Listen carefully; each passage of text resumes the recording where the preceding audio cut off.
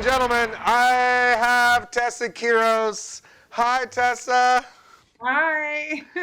How are you? I'm very, very well. Thank you for having me Thank you on for the being show. here, and thank you for sending me this amazing cookbook. Uh, Now and Then, a collection of recipes for always. It's available now, guys. It is a thick book. There's a lot going on in here. There is quite a bit, isn't there? There is, and I love every single one of them. This is your 11th cookbook, correct? That's right, yes. Well, that's super impressive. Uh, this is, would you call this your opus? Well, it's the way that I cook today, which is a total mix of everything. A bit of this, a bit of that, a bit from my past, a bit from the now, which is more vegetably kind of orientated. And, but I like to have everything on my table.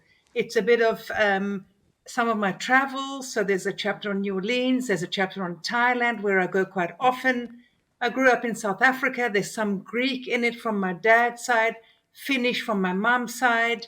I live in Italy. So it's basically what I eat today. I would say that it's fair to say. It's, A collection of everything, a bit of this and that. it's almost a tour of the world in here too, huh? Kind of, yeah.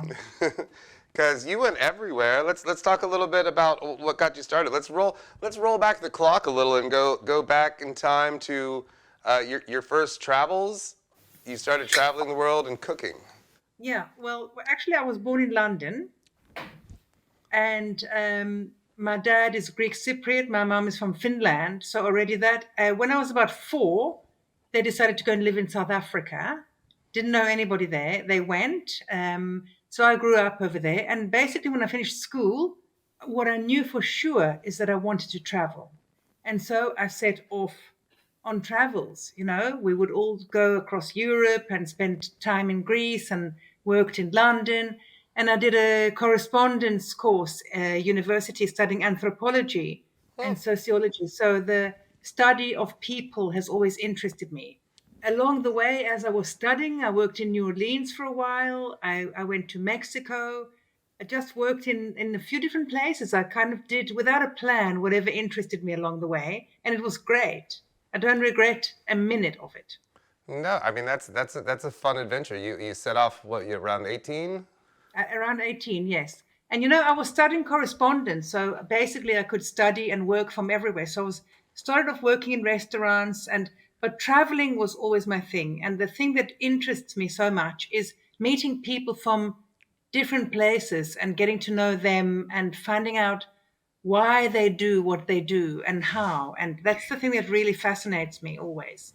So you're an you're an anthropologist chef.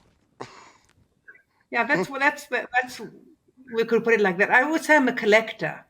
I collect all the things I love and then I put them into one place, which is essentially when I do a book like this, I always say that the first copy is for me.